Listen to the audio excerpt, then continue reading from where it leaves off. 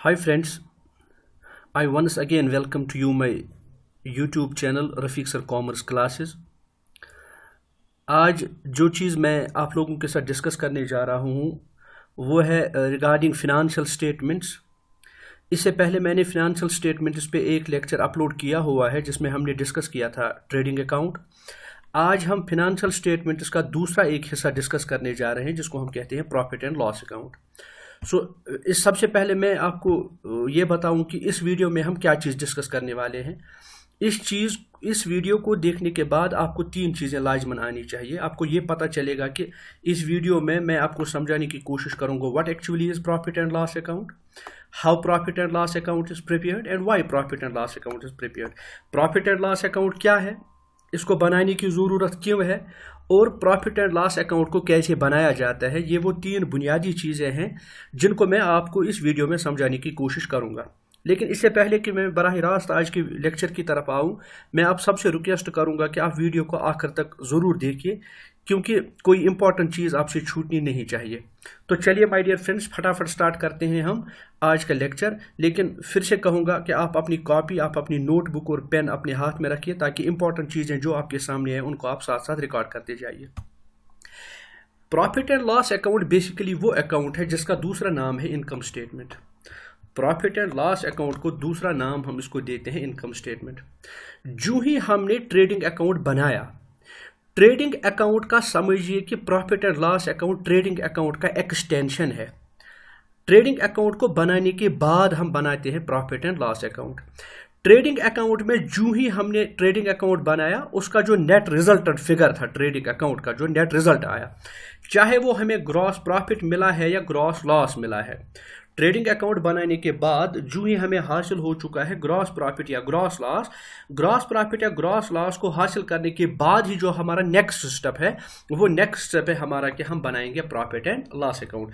So my dear friends, आप पहली बात ये याद रख लीजिए कि ये प्रॉफिट एंड लॉस अकाउंट जो है, profit and loss account basically बनता है ट्रेडिंग अकाउंट के बनाने के बाद। चूंकि हम इसको कहते हैं कि ये एक्सटेंशन है ट्रेडिंग अकाउंट का, यानी ट्रेडिंग अकाउंट में जो कुछ हमें नहीं मिला उसको थोड़ा एक्सटेंड हम करेंगे ताकि हम बनाएंगे प्रॉफिट एंड लॉस अकाउंट। और प्रॉफिट एंड लॉस अकाउंट बनाने का मकसद क्या होता है हमारे पास, इसका बेसिक पर्पस हमारे पास होता है, it is the purpose of preparing profit and loss account is to ascertain the amount of net profit or net loss that is earned by a business during a particular period of time। यानी profit and loss account बनाने का बुनियादी मकसद ये है कि एक businessman ये जानना चाहेगा कि मेरी बिजनेस में मुझे नेट प्रॉफिट मिला है या नेट लॉस मिला है ड्यूरिंग ए पर्टिकुलर पीरियड। जिस पीरियड का मैं प्रॉफिट एंड लॉस अकाउंट बना रहा हूँ, मैं इस पीरियड में ये देखना चाहूँगा कि क्या मेरी ऑर्गेनाइजेशन को प्रॉफिट हुआ है या लॉस हुआ है। आपको मैं फिर से रिमाइंड करूंगा, ट्रेडिंग अकाउंट से हमें मिलता है ग्रॉस प्रॉफिट और ग्रॉस लॉस, लेकिन प्रॉफिट एंड लॉस अकाउंट से हमें मिलता है नेट प्रॉफिट और नेट लॉस। सो आप याद रख लीजिए पहली बात कि प्रॉफिट एंड लॉस अकाउंट को बनाने का पर्पस सिंपली ये है कि हमें इससे ये पता चलेगा कि ऑर्गेनाइजेशन को एक पर्टिकुलर पीरियड में नेट प्रॉफिट हुआ है या नेट लॉस हुआ है। तो आगे बढ़ते हैं और एक चीज़ जब ये आपके साथ डिस्कस करूंगा, need for preparing profit and loss account. क्या ज़रूरत है हमें कि हम प्रॉफिट एंड लॉस अकाउंट बनाएं। प्रॉफिट एंड लॉस अकाउंट को बनाने की क्या ज़रूरत है, क्या वजह है कि हम प्रॉफिट एंड लॉस अकाउंट बनाएं। Profit and loss account basically हमें ये छः बेनिफिट्स हमें दे देता है। इन छः बेनिफिट्स की बुनियाद पे, इन छः एडवांटेजेस की बुनियाद पे, इन छः ज़रूरतों की बुनियाद पे हम क्या बनाते हैं प्रॉफिट एंड लॉस अकाउंट। यानी प्रॉफिट एंड लॉस अकाउंट को बनाने की ज़रूरत इन छः वजहों की बुनियादों पे हम बनाते हैं। सबसे पहले हम देखते हैं कि प्रॉफिट एंड लॉस जब हम बनाते हैं, इसको बनाने की ज़रूरत ये है क्योंकि हमें इसकी वजह से क्या मिलता है, हमें इसकी वजह से इल्म हासिल होता है, हमें इसकी वजह से नॉलेज मिलती है अबाउट नेट प्रॉफिट और नेट लॉस। सबसे पहली बात, प्रॉफिट एंड लॉस अकाउंट को बनाने की ज़रूरत इसलिए है क्योंकि इसी की वजह से ऑर्गेनाइजेशन को पता चलता है कि क्या ऑर्गेनाइजेशन ने बिजनेस यूनिट के पास हुआ है प्रॉफिट या उसको लॉस हुआ है। दूसरा सबसे बड़ा ये है कि हम इसकी वजह से प्रॉफिट एंड लॉस बनाने की वजह से हम कंपैरिजन्स पॉसिबल होते हैं। यानी हमने पिछले साल भी प्रीवियस अकाउंटिंग ईयर में भी हमने प्रॉफिट एंड लॉस बनाया होगा, इस साल में भी हमने प्रॉफिट एंड लॉस अकाउंट बनाया होगा।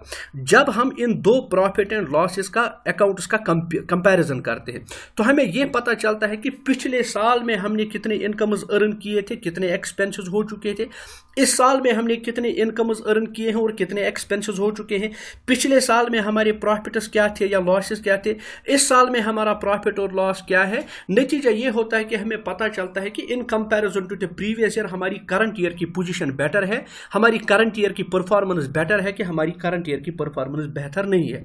सो कंपैरिजन पॉसिबल हो जाते हैं, उसकी वजह से हमें यह पता चलता है कि पिछले साल हमारी पोजीशन क्या थी, पिछले साल हम कहाँ थे और इस साल हम कहाँ हैं। तीसरी सबसे बड़ी नीड प्रॉफिट एंड लॉस बनाने की यह है कि इसकी वजह से हमें कंट्रोल और एक्सपेंसेस होता है।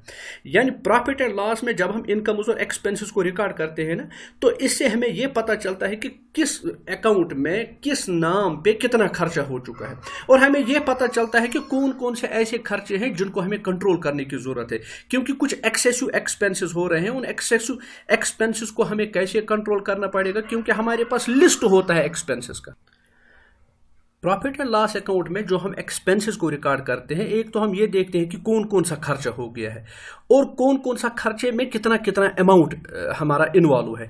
फिर हमें यह भी पता चलता है कि कहीं हमने खर्चा कहीं ज़्यादा मत किया है, ये कम खर्चा होना था, ज़्यादा खर्चा हुआ है, मिसयूज ऑफ कैश हुआ है। तो उससे हमें यह पता चलेगा कि कौन कौन से खर्चे ज़्यादा हो चुके हैं जिनको कंट्रोल करने की ज़रूरत है। तो वो कंट्रोल ओवर एक्सपेंसेस हमारा एक और नीड होता है कि हम इसकी वजह से प्रॉफिट एंड लॉस को बनाते हैं। फिर और एक मकसद इसका प्रॉफिट एंड लॉस बनाने का और एक नीड इसकी कब पड़ती है हमें, क्योंकि बिजनेस के लिए इंपॉर्टेंट है फ्यूचर प्लानिंग। और ये प्लानिंग क्या है? प्लानिंग है deciding in advance what to do, यानी आगे का लाहे अमल मुरतब करना। आने वाले फ्यूचर में जितने भी हमारे अपॉर्चुनिटीज़ हैं या जितने भी हमारे थ्रेट्स हैं उनको हम कैसे टैकल करें। सो फ्यूचर प्लानिंग करने के लिए हम प्रॉफिट एंड लॉस का मदद लेते हैं, हम प्रॉफिट एंड लॉस से सहारा ले लेते हैं, क्योंकि पास्ट परफॉर्मेंस को नज़र में रखते हुए हम अपना future course of action decide करते हैं। तो ये प्रॉफिट एंड लॉस हमारे लिए एक इंपॉर्टेंट प्लानिंग टूल है। इसकी वजह से हम क्या करते हैं, इसकी वजह से हम फ्यूचर प्लानिंग कर पाते हैं। फ्यूचर प्लानिंग के साथ साथ हर एक बिजनेस ऑर्गेनाइजेशन को अपनी अर्नड इनकम पे क्या देना पड़ता है, टैक्स देना पड़ता है। अब एक ऑर्गेनाइजेशन, एक बिजनेस यूनिट को कितना टैक्स लाइबिलिटी पे करना है, कितना टैक्स इनकम टैक्स डिपार्टमेंट को या सेल्स टैक्स डिपार्टमेंट को या जितने भी टैक्स अथॉरिटीज़ हैं, टैक्स अथॉरिटीज़ को हमें कितना टैक्स पे करना है, हमारी बिजनेस यूनिट की टैक्स लाइबिलिटी क्या है, इस टैक्स लाइबिलिटी को डिटरमाइन करना, कितना हमें अमाउंट ऑफ टैक्स पे करना है, ये भी हमें पता चलेगा किससे, प्रॉफिट एंड लॉस अकाउंट की वजह से। सो जब हम प्रॉफिट एंड लॉस अकाउंट बनाते हैं, प्रॉफिट एंड लॉस अकाउंट बनाने की वजह से ही हमें बिजनेस यूनिट में ये पता चलता है कि हमने कितना इनकम अर्न किया हुआ है और हमारी टैक्स लाइबिलिटी कितनी है। सो टैक्स लाइबिलिटी को कैलकुलेट करने के लिए हमें प्रॉफिट एंड लॉस अकाउंट को बनाना पड़ता है। और साथ साथ बड़ी इंपॉर्टेंट बात यह है, क्योंकि प्रॉफिट एंड लॉस अकाउंट को बनाने के बाद हमें बैलेंस शीट बनाना होता है। बैलेंस शीट बनाने के लिए जो बेस फराहम करता है, बैलेंस शीट बनाने के लिए जो एक फाउंडेशन फराहम करता है, वो profit and loss account he balance sheet को प्रिपेयर करने का फाउंडेशन फराहम करता है। सो जब हम ये कहते हैं कि प्रॉफिट एंड लॉस अकाउंट को बनाने की जरूरत क्या है, तो इसके लॉजिक में हम 6 चीजें सामने रखते हैं कि ये 6 चीजें वो है जो हमें मजबूर करती है कि हमें प्रॉफिट एंड लॉस अकाउंट को बनाना पड़ेगा।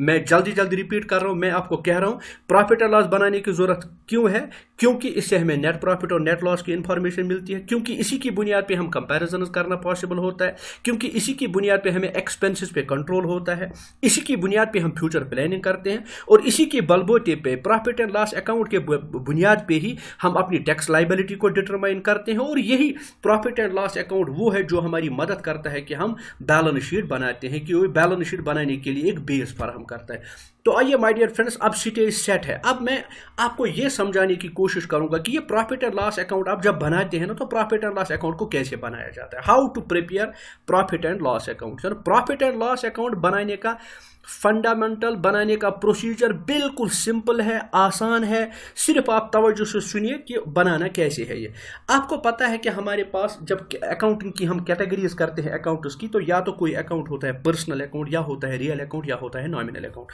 प्रॉफिट एंड लॉस अकाउंट के मुतालिक आप याद रखिए it is a nominal account by nature. So जब ये नॉमिनल अकाउंट बाय नेचर है तो आपको फिर पता है नॉमिनल अकाउंट जब भी आप प्रिपेयर करेंगे तो उसके लिए रूल क्या है, debit all expenses and losses, credit all gains and incomes.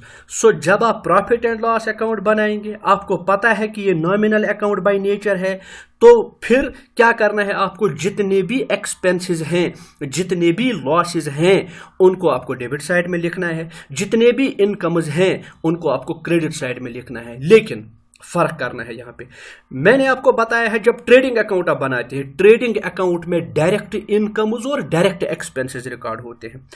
Profit and loss account में इनडायरेक्ट इनकम्स और इनडायरेक्ट एक्सपेंसेस को रिकॉर्ड करते हैं। इसलिए मैंने यहां पे लिखा है all indirect expenses and losses are debited and all indirect incomes other than sales। Sales के बगैर बिजनेस के पास जितने भी इनडायरेक्ट इनकम्स हैं उनको क्या करते हैं, हम इनको क्रेडिट करते हैं।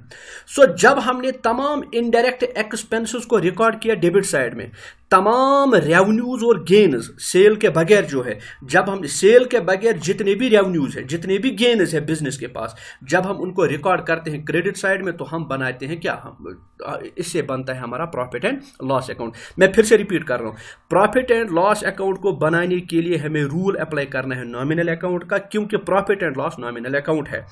इसमें तमाम एक्सपेंसेस और लॉसेस डेबिट साइड में रिकॉर्ड होते हैं, तमाम इनकम्स क्रेडिट साइड में रिकॉर्ड होते हैं। लेकिन फर्क यह है कि ट्रेडिंग अकाउंट में डायरेक्ट इनकम्स और डायरेक्ट एक्सपेंसेस रिकॉर्ड होते हैं, नॉमिनल अकाउंट में इनडायरेक्ट एक्सपेंसेस और इनडायरेक्ट इनकम्स रिकॉर्ड होते हैं।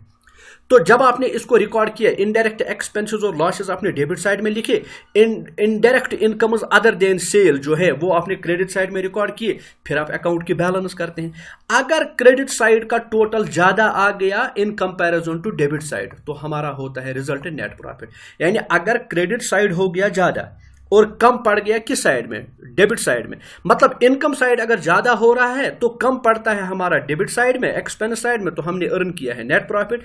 अदरवाइज वाइस वर्से में क्या आएगा कि अगर डेबिट साइड ज्यादा हो गया, on the other hand if the total of debit side is more than the total of credit side, the difference will be the net loss. So अगर credit side ज्यादा हो गया, इनकम साइड ज्यादा हो गया in comparison to expense side, हमने net profit earn किया है। अगर डेबिट साइड ज्यादा हो गया in comparison to credit side, तो हमारा रिजल्टेंट फिगर यह है कि हमने ऑर्गेनाइजेशन में, हमारी बिजनेस यूनिट को लॉस हुआ है। तो अगर इसी सारी सिचुएशन को हम इक्वेशन में फ्रेम करेंगे, तो इक्वेशन में हम ये कहेंगे नेट प्रॉफिट क्या है, net profit gross profit plus other incomes minus indirect expenses. मतलब प्रॉफिट एंड लॉस अकाउंट जब आप बनाते हैं, ट्रेडिंग अकाउंट में जो आपने ग्रॉस प्रॉफिट अर्न किया है, ग्रॉस प्रॉफिट अर्न करने के बाद जितने भी आपके इनडायरेक्ट इनकम्स हैं और जितने भी आपके इनडायरेक्ट एक्सपेंसेस हैं, इनको जब आप एडजस्ट करेंगे, इनके एडजस्ट करने से ही हमें निकलता है या तो नेट प्रॉफिट या फिर हमारा निकलता है नेट लॉस। एक बात याद रख लीजिए, ट्रेडिंग अकाउंट में जो भी फिगर आया, चाहे नेट ग्रॉस प्रॉफिट आया या ग्रॉस लॉस आया, वो ट्रांसफर होता है प्रॉफिट एंड लॉस अकाउंट में। अब प्रॉफिट एंड लॉस अकाउंट से जो नेट प्रॉफिट है, नेट लॉस आ गया, जो आपने यहां कंप्यूट किया, जो आपने यहां कैलकुलेट किया, उसको फिर ट्रांसफर किया जाता है बैलेंस शीट में, और बैलेंस शीट में हमारा होता है कैपिटल अकाउंट। उस कैपिटल अकाउंट में एडजस्ट किया जाता है नेट प्रॉफिट या net loss. So my dear friends, hope कि आपको ये सारी बातें समझ में आ रही है। आगे बढ़ते हैं हम, मैं आपके सामने सिंपली प्रो फार्मा रखूंगा, आप इस प्रो फार्मा पे जरा गौर कीजिए, देखिए कि हमें किस तरह बनाना होता है प्रॉफिट एंड लॉस अकाउंट। ये आपको प्रॉफिट एंड लॉस अकाउंट का स्ट्रक्चर है, ये नॉमिनल अकाउंट है। इसके स्ट्रक्चर पे जब आप गौर करते हैं माय डियर फ्रेंड्स, आप देख लीजिए, ये डेबिट साइड है और ये आपका क्रेडिट साइड है। डेबिट साइड में आप नोट कर लीजिए, मैंने बोला है आपको डेबिट साइड में तमाम एक्सपेंसेस और लॉसेस, क्रेडिट साइड में तमाम इनकम्स और गेन्स अदर देन सेल्स। सो शुरू करते हैं हम इसको। सबसे पहले हम देखते हैं कि जो हमने ट्रेडिंग अकाउंट बनाया, अगर ट्रेडिंग अकाउंट में हमने ग्रॉस प्रॉफिट अर्न किया है, तो इनिशियल पॉइंट, स्टार्टिंग पॉइंट वही ग्रॉस प्रॉफिट बनेगा प्रॉफिट एंड लॉस का। अगर वहां ग्रॉस लॉस अर्न किया है, तो फिर यहां से हम डेबिट साइड में लिखेंगे ग्रॉस लॉस, क्योंकि डेबिट साइड में आपको पता है रिकॉर्ड होते हैं एक्सपेंसेस और लॉसेस। सो पहली बात, जब भी आप प्रॉफिट एंड लॉस अकाउंट बनाएंगे, प्रॉफिट एंड लॉस अकाउंट को बनाने के लिए जो स्टार्टिंग पॉइंट है, जो जिससे ये शुरू होगा, जो ओपनिंग पॉइंट है इसका है, स्टार्टिंग पॉइंट जो है, वो या तो हो ग्रॉस प्रॉफिट या फिर है वो ग्रॉस लॉस, जो हमने कैलकुलेट किया है किस में से, ट्रेडिंग अकाउंट में से। अगर ट्रेडिंग अकाउंट बताता है कि हमने अर्न किया है ग्रॉस प्रॉफिट, तो शुरू होगा profit and loss account gross profit से, हम इसको क्रेडिट साइड में लिखेंगे। अगर ट्रेडिंग अकाउंट से हमारा रिजल्ट आ रहा है ग्रॉस लॉस, तो हम इसको ग्रॉस लॉस से स्टार्ट करेंगे, जो हमें लिखना पड़ता है डेबिट साइड में। फिर आप देख लीजिए डेबिट साइड में मैं कुछ कैटेगरीज ऑफ एक्सपेंसेस कह रहा हूं, ये एक्सपेंसेस नहीं है but they are the categories of expenses. आप देख लीजिए यहां पे 1 2 3 4 5 कैटेगरीज ऑफ एक्सपेंसेस हैं, किस में, डेबिट साइड में। एक administrative and office expenses, selling and distribution expenses, financial expenses, maintenance expenses and non trading losses या नॉन ट्रेडिंग एक्सपेंसेस। ये 5 कैटेगरीज ऑफ एक्सपेंसेस रिकॉर्ड होते हैं प्रॉफिट एंड लॉस के डेबिट साइड में।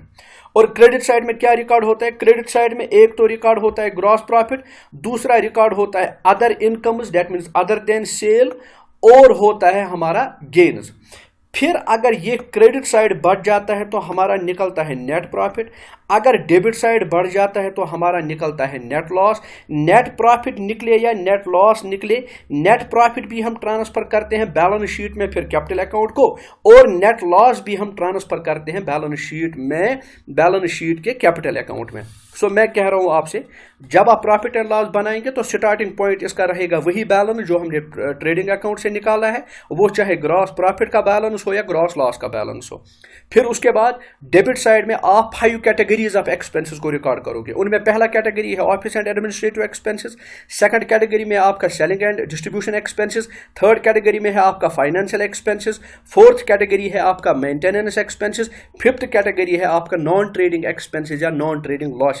और क्रेडिट साइड में आप सेल्स के बगैर जितने भी आपके अदर इनडायरेक्ट इनकम्स हैं उनको रिकॉर्ड करेंगे, या फिर गेन्स को, और गेन्स को आप रिकॉर्ड करेंगे।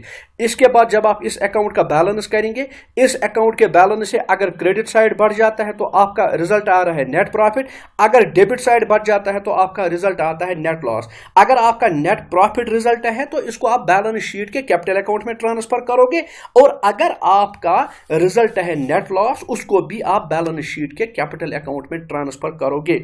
होप माय डियर फ्रेंड्स आपने इस स्ट्रक्चर को समझा होगा। लेकिन स्ट्रक्चर ही काफी नहीं है, मैंने आपको अभी बोला कि ये एक्सपेंसेस नहीं है, ये कैटेगरीज ऑफ एक्सपेंसेस है। ये इनकम्स इस साइड में नहीं है बल्कि ये कैटेगरीज ऑफ इनकम्स है। तो इसके बाद हमें यह समझने की जरूरत है, अगर हम ऑफिस एंड एडमिनिस्ट्रेटिव एक्सपेंसेस की बात करते हैं तो इसमें कौन कौन से एक्सपेंसेस को रिकॉर्ड कर किया जाता है। तो अब इनकी मजीद एक्सप्लेनेशन के लिए माय डियर फ्रेंड्स आप इस स्लाइड पे नजर रखिए, ये स्लाइड आपसे क्या कह रहा है। तो आप देखिए ऑफिस एंड एडमिनिस्ट्रेशन एक्सपेंसेस, चूंकि ये पहला कैटेगरी है एक्सपेंसेस का जो हम रिकॉर्ड करते हैं प्रॉफिट एंड लॉस अकाउंट में। तो ये कौन से एक्सपेंसेस हैं? These are the expenses incurred for carrying out day to day administration of the business, यानी बिजनेस का एडमिनिस्ट्रेशन, बिजनेस का ऑफिस चलाने के लिए जो डे टू डे एक्सपेंसेस होते हैं, बिजनेस का ऑफिशियल वर्क, ऑफिशियल मैटर्स को चलाने के लिए जो डे टू डे एक्सपेंसेस होते हैं, वो तमाम एक्सपेंसेस इस ऑफिस एंड एडमिनिस्ट्रेटिव एक्सपेंसेस की कैटेगरी में आते हैं। इसका सबसे बेटर एग्जांपल आप देख लीजिए, सैलरीज आता है, इसमें रेंट आता है, rates and taxes, insurance, printing and stationery, telephone charges, postage and telegram, office lightning expenses, legal expenses, audit fees, repairs and renewals of office building, depreciation on office building, depreciation on furniture, depreciation on office equipment. तो ये वो expenses हैं जो expenses under the category of office and administrative expenses आते हैं, और हम इसको रिकॉर्ड करते हैं प्रॉफिट एंड लॉस अकाउंट में। So profit and loss account की पहली कैटेगरी ऑफ एक्सपेंसेस जो हैं वो ऑफिस एंड एडमिनिस्ट्रेटिव एक्सपेंसेस हैं। मीनिंग इनका ये है कि जो भी ऑफिशियल मैटर्स, जो भी ऑफिशियल वर्क ऑर्गेनाइजेशन में होता है, उस ऑफिशियल वर्क को करने के लिए जो डे टू डे एक्सपेंसेस होते हैं वही आते हैं इस कैटेगरी में। आप दूसरी कैटेगरी आप देख लीजिए, दूसरी कैटेगरी ऑफ एक्सपेंसेस जो डेबिट साइड में रिकॉर्ड होते हैं वो मैंने कहा है आपको सेलिंग एंड डिस्ट्रीब्यूशन एक्सपेंसेस। अगर आप गौर करेंगे सेलिंग एंड डिस्ट्रीब्यूशन एक्सपेंसेस ये बेसिकली वो खर्चे हैं जो एक ऑर्गेनाइजेशन करती है ताकि इसकी वजह से एक तो गुड्स डिस्ट्रीब्यूट हो जाए, यानी उन कॉर्नर्स तक उस एरिया तक, उन जगहों तक गुड्स पहुँचे जहाँ हमें उनको बेचना है, जहाँ हमें उनको सेल करना है। यानी फैक्ट्री में जब हमारा प्रोडक्ट बनता है ना, तो ये वहीं पे बेचा नहीं जाता, बल्कि मुल्क के कोनों में, दूर दूर इलाकों तक, दूर दूर जगहों तक, इसको मार्केट तक ये गुड्स को पहुँचाना है। सो इस डिस्ट्रीब्यूशन के लिए और फिर सेल को बढ़ाने के लिए, गुड्स को सेल करने के लिए जो हमें खर्चे करने पड़ते हैं, हम उन्हीं को कहते हैं selling and distribution expenses. So selling and distribution expenses खर्चों की वो कैटेगरी है जिस कैटेगरी में हम एक तो गुड्स की डिस्ट्रीब्यूशन के लिए जितने भी हमें एक्सपेंसेस करने पड़ते हैं वो करते हैं, और फिर उनकी सेल को बढ़ाने के लिए जो खर्चे हमें करने पड़ते हैं वो करते हैं। इसमें आप देख लीजिए क्या क्या आता है। इसमें खर्चे आते हैं, एडवर्टीजमेंट आता है, सैलरीज टू सेल्समैन आता है, शोरूम रेंट आता है, गोडाउन रेंट आता है, कैरेज आउटवर्ड आता है, कमीशन टू सेल्समैन। आप बैड डेटर्स को देख लीजिए, प्रोविजन फॉर बैड डेट देख लीजिए, provision for discount on debtors आप देख लीजिए, फ्री सैंपल्स जो हम डिस्ट्रीब्यूट करते हैं, ये वो खर्चे हैं जो हमारी किस कैटेगरी में आते हैं, सेलिंग एंड डिस्ट्रीब्यूशन की कैटेगरी में। सो सेलिंग एंड डिस्ट्रीब्यूशन की कैटेगरी ये है माय डियर फ्रेंड्स। इसके बाद एक तीसरी कैटेगरी है हमारे पास, फाइनेंशियल एक्सपेंसेस की कैटेगरी। ये वो कैटेगरी ऑफ एक्सपेंसेस हैं जो हमें इनकर करने पड़ते हैं, जो एक बिजनेस यूनिट में हम इनकर करते हैं फॉर अरेंजिंग फाइनेंस। यानी बिजनेस के लिए जो नेसेसरी अमाउंट ऑफ फाइनेंस हमें ज़रूरत है, उस फाइनेंस को अरेंज करने के लिए जो भी हमें एक्सपेंस लगता है, जो भी हमें खर्चे होते हैं, हम उनको कहते हैं financial expense.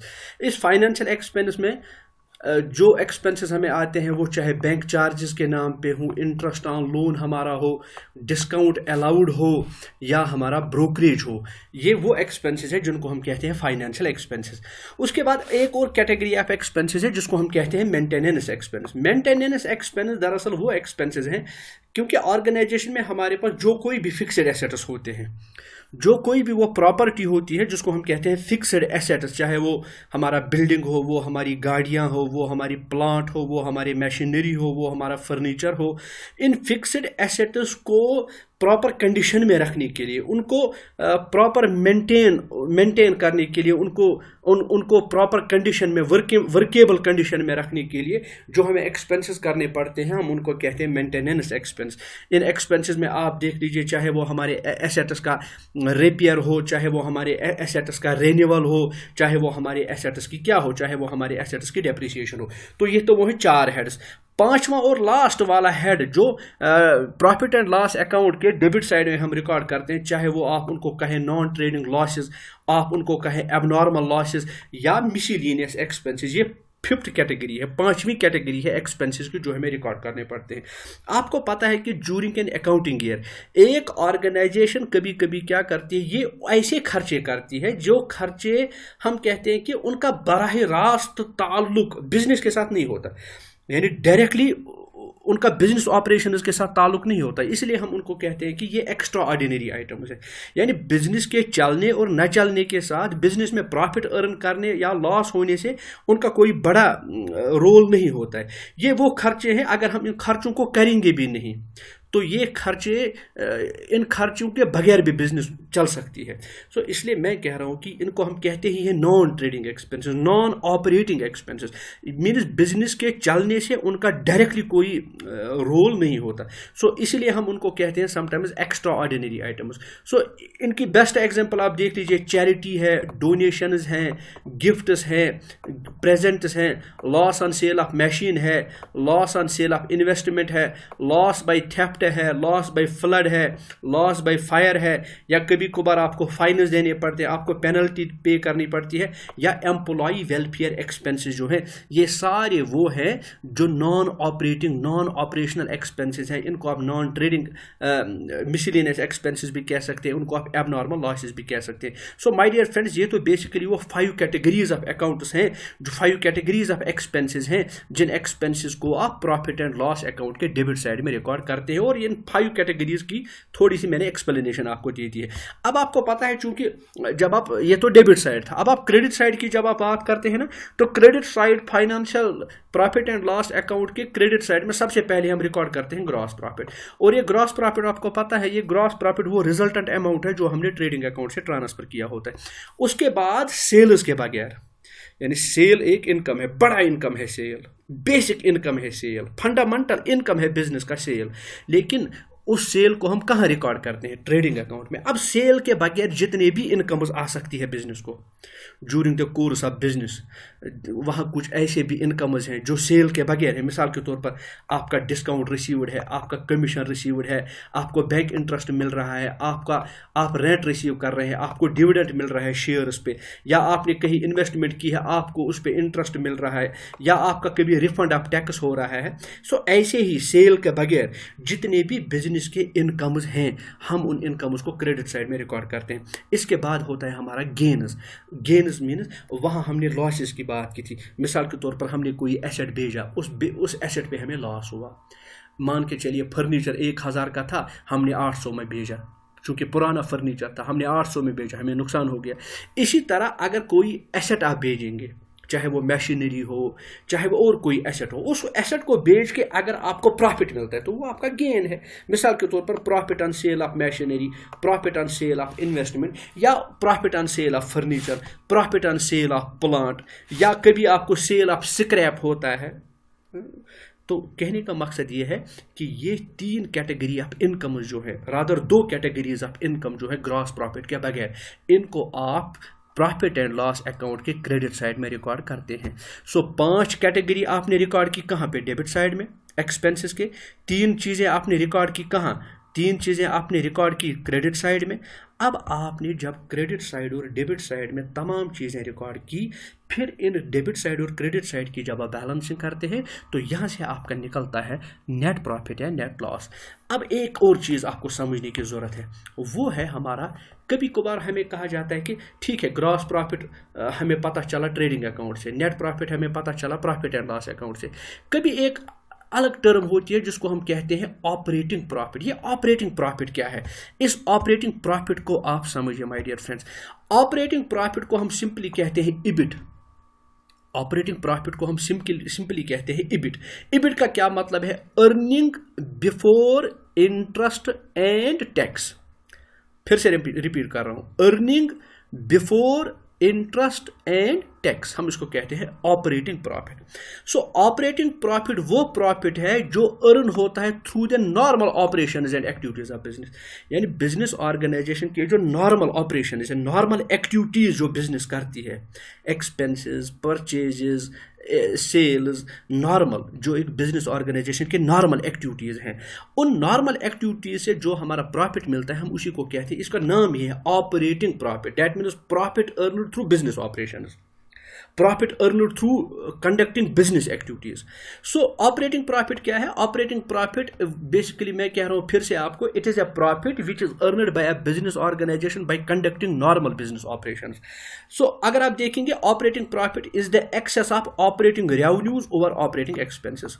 So it is the difference between operating revenue and operating expenses. That means operating incomes और ऑपरेटिंग एक्सपेंसेस का जब आप कंपेयर करते हैं ना, तो ऑपरेटिंग रेवेन्यू जब ज्यादा होते हैं ऑपरेटिंग एक्सपेंसेस पे, तो ऑटोमेटिकली उसका क्या नतीजा निकलता है? वो हमारा निकलता है ऑपरेटिंग प्रॉफिट। सो जब आप ऑपरेटिंग प्रॉफिट को कैलकुलेट करेंगे, ऑपरेटिंग प्रॉफिट को कैलकुलेट करने के लिए माय डियर फ्रेंड्स आप याद रख लीजिए, हमारा ऑपरेटिंग प्रॉफिट किसके बराबर होता है? Net profit plus non operating expenses. यानी नेट प्रॉफिट को आप वापस ऐड करेंगे वो एक्सपेंसेस जो नॉन ऑपरेटिंग है, जिनको मैंने अभी एक कैटेगरी मिसलिनियस एक्सपेंसेस की कैटेगरी में मैंने जिनको डिस्कस किया था।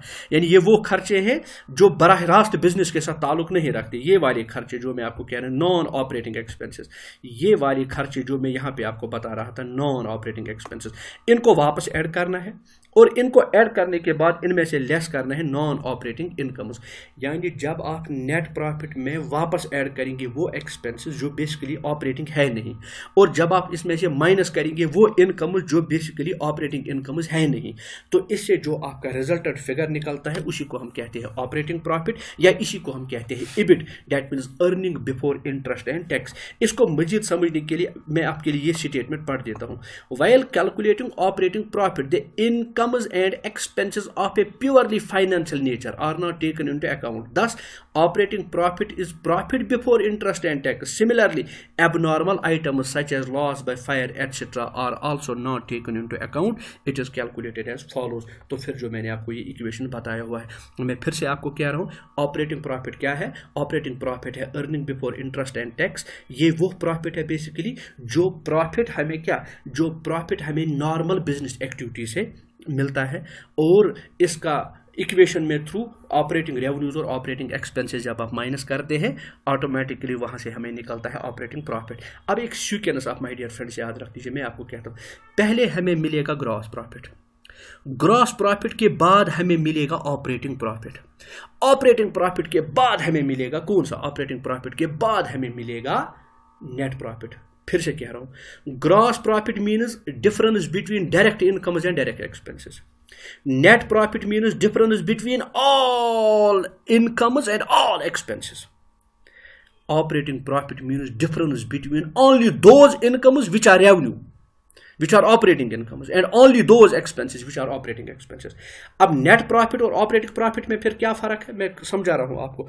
नेट प्रॉफिट और ऑपरेटिंग प्रॉफिट में फर्क ये है, ऑपरेटिंग प्रॉफिट में हम सिर्फ वो इनकम्स कंसिडर करते हैं जो due to normal business activities हमें आती है, और उन्हीं एक्सपेंसेस को हम कवर करते हैं जो due to normal business activities हमें खर्चे होते हैं. लेकिन जब आप नेट प्रॉफिट की बात करते हैं, नेट प्रॉफिट में तमाम एक्सपेंसेस, चाहे वो डायरेक्टली बिजनेस ऑपरेशंस के साथ ताल्लुक रखते हों या ना रखते हों, तमाम वो एक्सपेंसेस जो डायरेक्ट बिजनेस ऑपरेशंस या direct non direct business operations पे हो रहे हों, वो तमाम एक्सपेंसेस को हम कंसिडर करते हैं. इस कॉन्सेप्ट को मजीद समझने के लिए आप इस स्लाइड पे ज़रा देख लीजिए. फिर से मैं रिपीट कर रहा हूँ, मैं आपको कह रहा हूँ, हमने जब ट्रेडिंग अकाउंट से शुरू किया, ट्रेडिंग अकाउंट में हमें पता चला कि ग्रॉस प्रॉफिट क्या है. Gross profit basically it is the difference between direct incomes and direct expenses. फिर मैं कह रहा हूँ कि ग्रॉस प्रॉफिट के बाद हमें पता चलता है ऑपरेटिंग प्रॉफिट. ऑपरेटिंग प्रॉफिट दरअसल क्या है? Difference between operating incomes and operating expenses. So यहाँ रिपीट करने की जरूरत है कि ऑपरेटिंग इनकम क्या है. ऑपरेटिंग इनकम दरअसल वो तमाम बिजनेस इनकम्स हैं जो डायरेक्टली अराइज होते हैं बाय कंडक्टिंग बिजनेस ऑपरेशंस, और ऑपरेटिंग एक्सपेंसेस ये है कि ऑपरेटिंग इनकम्स को कमाने के लिए जो हम खर्चे करते हैं, यानी बिजनेस के एक्टिविटीज़ को कंडक्ट करने के लिए जो हम खर्चे करते हैं, हम उन्हीं को कहते हैं ऑपरेटिंग एक्सपेंस. मिसाल के तौर पर मैं आपको कहता हूँ एडवर्टीजमेंट, इस एडवर्टीजमेंट की वजह से सेल होता है, सेल ऑपरेटिंग इनकम है, एडवर्टीजमेंट ऑपरेटिंग एक्सपेंस है. इसके बजाय आप चैरिटी का लफ्ज़ देख लीजिए, हम चैरिटी हमारा एक्सपेंस है, अगर चैरिटी नहीं भी करेंगे तब भी इनकम जनरेट होगी. यानी चैरिटी एक्सपेंस है, करना ठीक है, लेकिन चैरिटी का बराह रास्त ताल्लुक बिजनेस करने के साथ नहीं है. सो वो खर्चा है लेकिन ऑपरेटिंग एक्सपेंस नहीं है. इसी तरह मैं कहता हूँ नेट प्रॉफिट जो है, नेट प्रॉफिट क्या है? Difference between all incomes and all expenses. यहां पे आप देख लीजिए ग्रॉस प्रॉफिट क्या है. ग्रॉस प्रॉफिट में इनडायरेक्ट इनकम और इनडायरेक्ट एक्सपेंसेस नहीं होते.